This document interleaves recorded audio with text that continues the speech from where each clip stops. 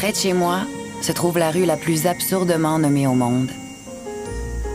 La rue fait partie d'un nouveau projet résidentiel à la fine pointe de l'architecture contemporaine lavalloise.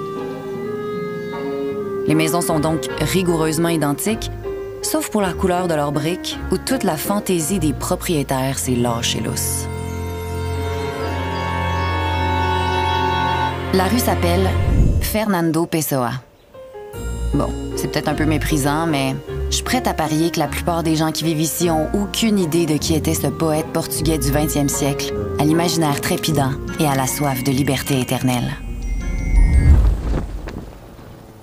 Ouais, mettons que c'est sûrement pas l'auteur le plus en vogue ici. Je me plais à imaginer qu'un fonctionnaire un peu blasé de la Commission de toponymie du Québec a donné ce nom à la rue. Son geste de rébellion m'enchante beaucoup. Mais il me semble que ce nom ainsi garoché là en dit long sur notre rapport à la mémoire et à nos racines.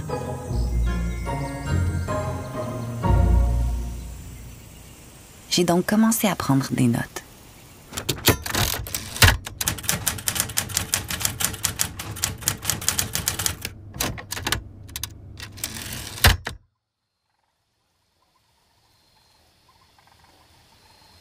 J'imagine parfois la première femme qui s'est éveillée au phénomène de la mémoire. C'est une néandertalienne. Elle connaît déjà l'utilité pratique de sa mémoire.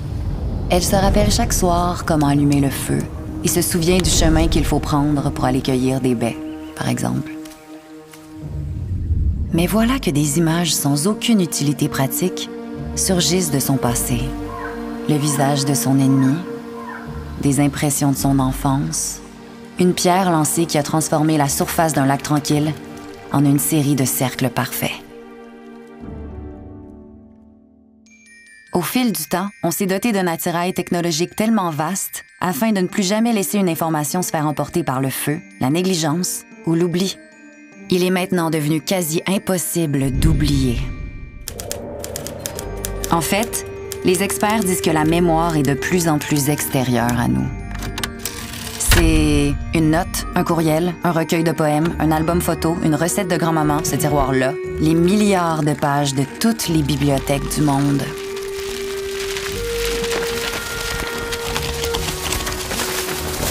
Et bien sûr, l'Internet, permettant d'archiver une quantité phénoménale d'informations et de trésors, ma foi, inestimable. On a ici Mme Sarceau qui présentement brasse 5 sarceaux. C'est une madame qui est quand même âgée d'une 50aine d'années, mais elle a le tour à part de ça. Donc, 5 sarceaux, hey, c'est vraiment bien.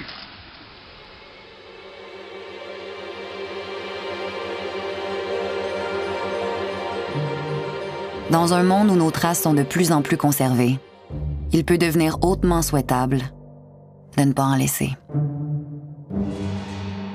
On se rappelle tous affectueusement de cette candidate du Bloc québécois dont le passé virtuel était revenu la hanter alors qu'elle avait jugé bon d'écrire sur les réseaux sociaux qu'en cas d'attaque nucléaire, elle aurait amené sur une île déserte son sel, un pénis, ben des chips. L'oubli, pour la première fois de l'histoire, est devenu assez rare pour avoir enfin une valeur. Dans l'ouvrage d'élite The Virtue of Forgetting in the Digital Age, l'auteur, Victor Mayer-Schonberger, nous met en garde. Grosso modo, ce qui explique, c'est qu'on se retrouve avec un genre de super pouvoir mémoriel collectif. Impossible de se doter d'une telle capacité d'archivage sans que notre rapport au monde en soit pas un peu ébranlé. Pour le dire simplement, notre espèce serait en pleine mutation. Certains chercheurs reprennent l'idée du philosophe Michel Foucault, selon laquelle notre société au complet est en train de se transformer en méga prison panoptique.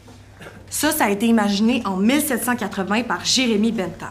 Bon, là, ce qu'il faut comprendre, c'est que la prison panoptique a quelque chose de bien angoissant. Dans le fond, toutes les cellules sont disposées en cercle autour d'une tour centrale où se trouve le gardien. Fait que le gardien, il peut voir à l'intérieur de chaque cellule en tout temps sans que le prisonnier puisse savoir s'il est observé. Puis le prisonnier, ben, c'est nous. Bon, dire que notre société est comme une grande prison serait vraiment ridicule à moins d'avoir 16 ans puis d'être convaincu qu'on a tout compris. Mais tout de même, Big Brother ne vient pas nécessairement d'au-dessus, mais de nous tous. C'est pas seulement ce que les autres savent à notre sujet qui peut un jour se retourner contre nous, mais aussi ce que nous savons sur eux et ce que nous risquons de ne plus pouvoir oublier. Notre besoin d'être écoutés, regardés, de faire savoir que nous endossons, aimons, likons la nouvelle cause virtueuse du jour. Bref, cette compulsion à se dévoiler nous plonge dans une véritable société de surveillance.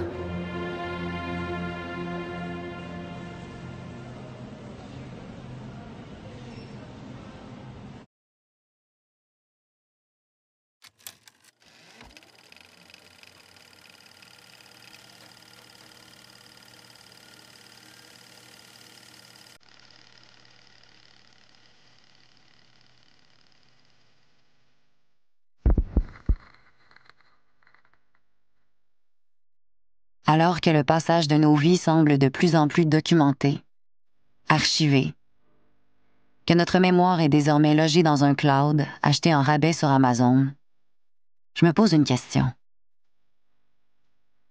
Un souvenir intime, immortalisé à jamais, aura-t-il la même valeur que celui qui n'a jamais eu d'autre vie qu'à l'intérieur de nous?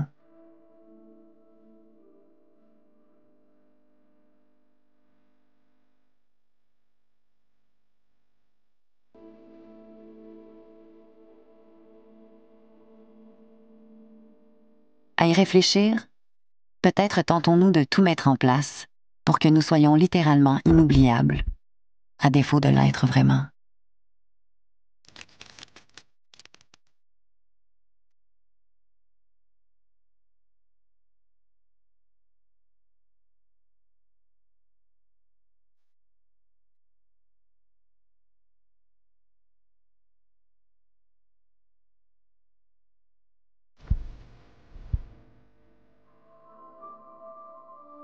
Et je pense à Annie Ernaux, qui a sans doute écrit la plus belle première ligne de roman qui soit.